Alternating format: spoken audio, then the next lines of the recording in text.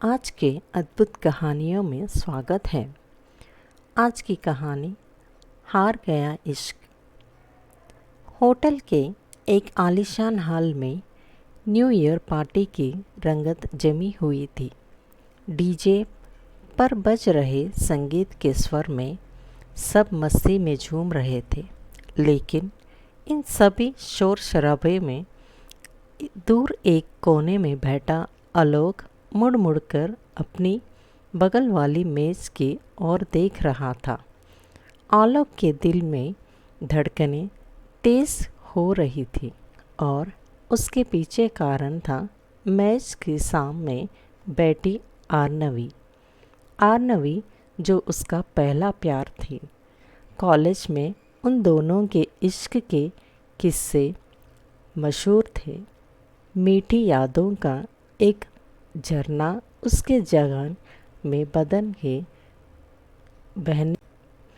आर्नवी के साथ गुजारे हर लम्हे उसके तन बदन में हलचल सी मचाने लगे।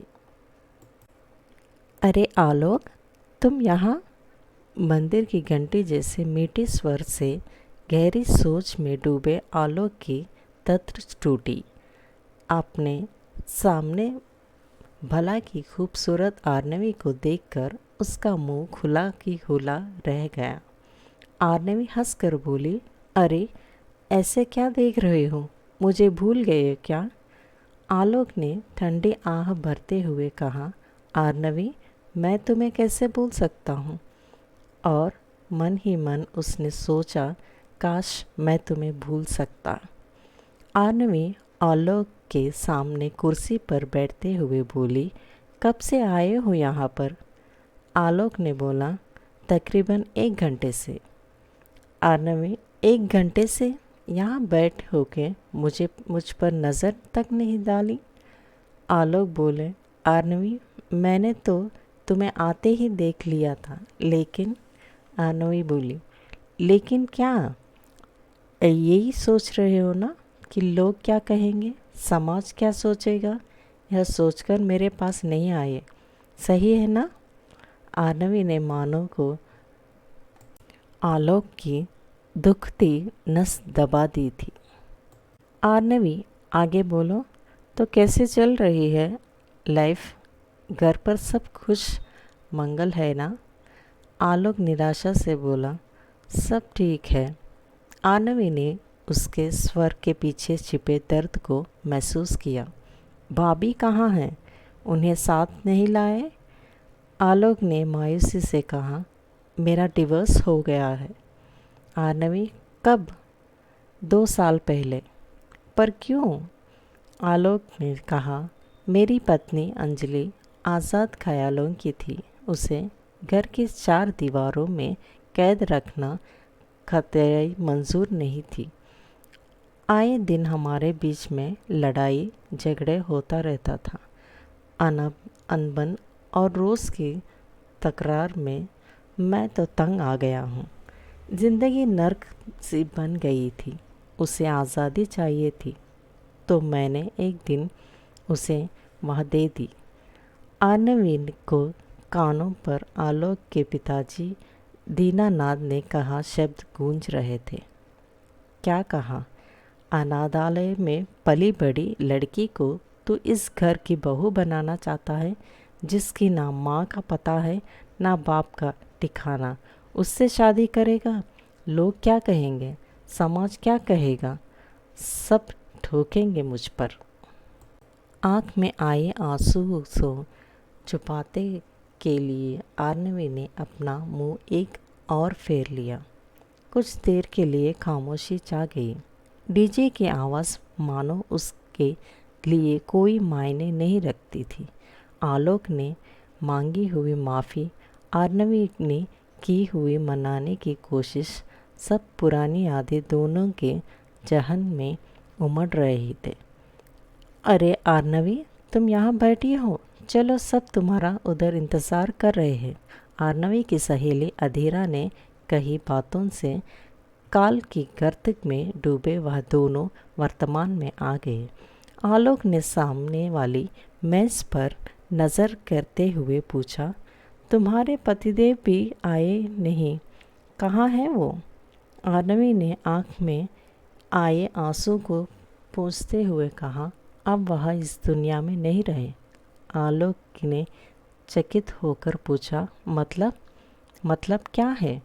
आर्नवी ने जवाब दिया, मेरी शादी एक ऐसे इंसान से हुई जिसे परिवार से ज़्यादा शराब से प्यार था, और एक दिन उसका वही प्यार उन्हें ले डूबा। लिवर खराब होने जाने की वजह से वो उनके देहांत हो गया। आलोक बोला, ओह माफ़ करना, मेरी वजह से खामखाम तुम्हारे दिल को ठेस पहुँची। उनका देहांत कब हुआ? आर्नवी ने कहा, कुछ साल पहले ही वह चल बसे। दोनों की आंखों में आंसू थे। दोनों की जगह में सवालों का सैलाब था।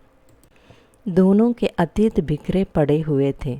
आलोक ने आर्नवी को और नज़र भर कर देखा। वहाँ वैसा ही खूबसूरत दिखती थी जैसे कि कॉलेज में हुआ करती थी। ठीक है, तो मैं चलती हूँ, वहाँ पर मेरी सहेलियाँ मेरा इंतज़ार कर रही है। आर्नवी ने अपनी जगह से उठते हुए कहा। कुछ सोचकर आलोक ने कहा, आर्नवी के पैर रुक गए। उसने पलटकर कहा, क्या?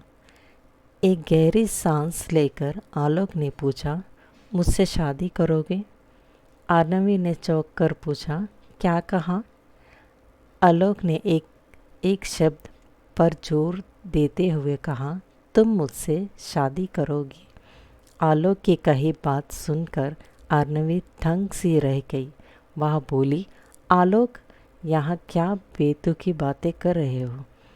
तुम्हें ज़रा सी भी ख्याल नहीं कि तुम क्या कह रहे हो? आलोक की कही बातें सुनकर आर्नवी दंग सी रह गई।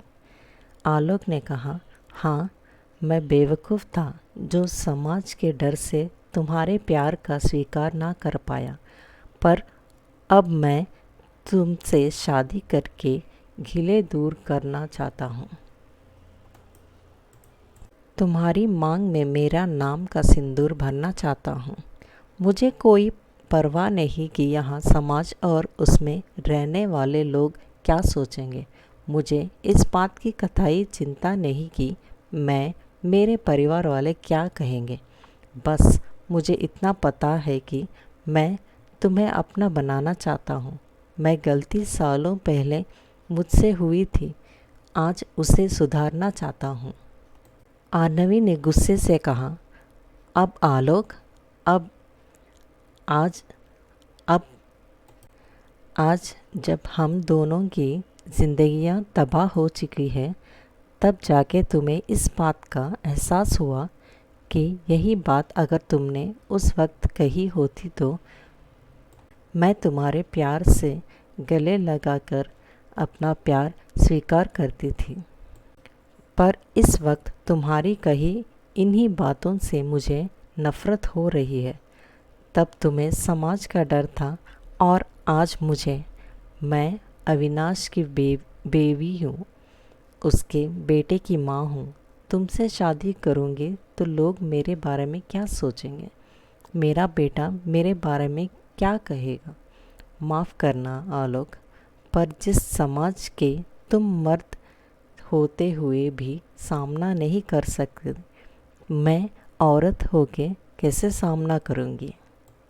और अगर मैं समझो हिम्मत की भी तो क्या तुम अपने निर्णय पर डटे रह पाओगे?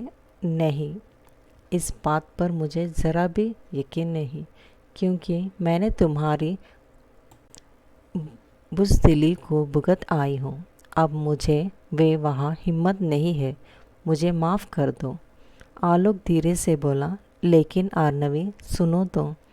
आलोक की तरफ ध्यान दिए और आर्नवी चुपचाप वहाँ से निकल गई।